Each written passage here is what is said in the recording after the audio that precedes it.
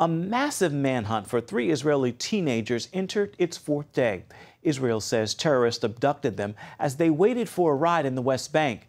One of the teens is also an American citizen. CBN Middle East Bureau Chief Chris Mitchell has the story. The teens were waiting at this bus stop to hitchhike home from boarding school on Thursday night. Catching a tramp, as it's called, is common practice here in Gush Etzion, where public transport is sparse. I was actually at this bus stop right here just a couple hours before that happened, which is really kind of scary to think about, but also it makes me realize that it could have been me, it could have been any one of my friends. The kidnapping has gripped the nation. It's believed that terrorists snatched the teenage boys in order to obtain the release of Palestinian prisoners from Israeli jails.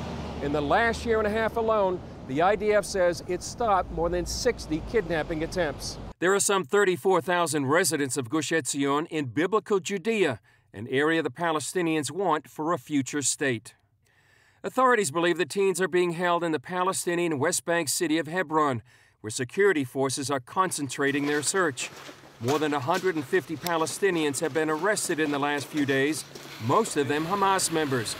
Hamas denied its involvement, but Israeli Prime Minister Benjamin Netanyahu said the blame is clear. The kidnapping was carried out by Hamas members. Hamas denials do not change this fact. In a phone call, Netanyahu told Palestinian Authority Chairman Mahmoud Abbas he expected the PA to help return the youths and apprehend the kidnappers. Earlier, he said the kidnap is a clear result of the recent Fatah-Hamas unity government. And the PA cannot absolve itself of its responsibility. You'll remember that Israel warned the international community about the dangers of endorsing the Fatah-Hamas Unity Pact. I believe that the dangers of that pact should now be abundantly clear to all. Washington has condemned the kidnapping. Gush Etzion Councilwoman Ruthie Lieberman said congressmen can do more. We want them to speak to the White House, to have the White House speak to Abbas. The Palestinian Authority should not be able to just sit with his hands tied. 25,000 people gathered at the Western Wall to pray Sunday night for the safe return of the boys.